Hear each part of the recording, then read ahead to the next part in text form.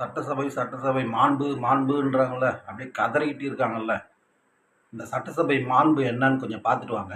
ஒரு 2 நிமிஷத்துல சொல்லிடுவோம்.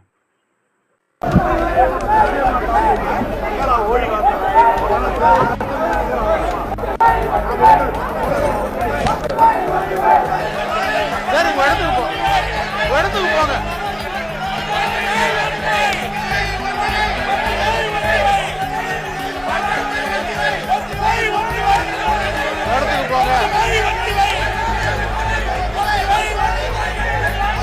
இடத்துக்கு போங்க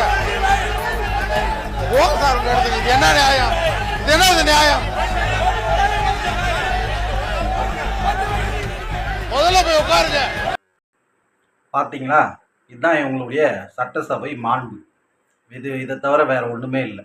அதாவது விஜய் ஒரு அரசியல்வாதியை, ஏற்கனவே அரசியலில் இருந்த ஒரு தலைவரை பற்றி பேசுகிறாரு. நீ அவரோட அரசியலே இல்லாத அவர் குடும்பத்தை பற்றி பேசுகிற. எது நியாயம், ரைட்டு அப்படின்றது மக்களே புரிஞ்சுக்கிட்டோம்.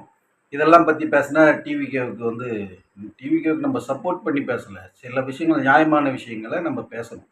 அந்த வகையில் நம்ம பேசும்போது டிவிகே செஞ்சது முழுமையாக கரெக்டாக தான் பேசியிருக்காங்க. அதில் எந்த தப்பும் கிடையாது. சும்மா இந்த பத்திரிகையாளர் இவனுங்க அவனுங்கன்னு சொல்லிட்டு இதெல்லாம் திமுக ஊடகம் சொம்புங்கள்லாம் போட்டு அடிக்கும். அதெல்லாம் பற்றி கவலைப்படாமல் திமுகவை அடித்து நொறுக்கணும். அப்போ தான் டிவிகேவுக்கு மக்கள் ஆதரவு கிடைக்கும். அது இப்போ பார்த்தீங்கள்ல, இவங்களுடைய மாண்பு சட்டசபையில் இதுதான் இவங்க உண்மையான மாண்பு. இந்த மாண்பு அதெல்லாம் ரவுடி பசங்க. அவனுக்கிட்ட எதுவுமே எதிர்பார்க்க முடியாது. இதுதான் உண்மை. நன்றி.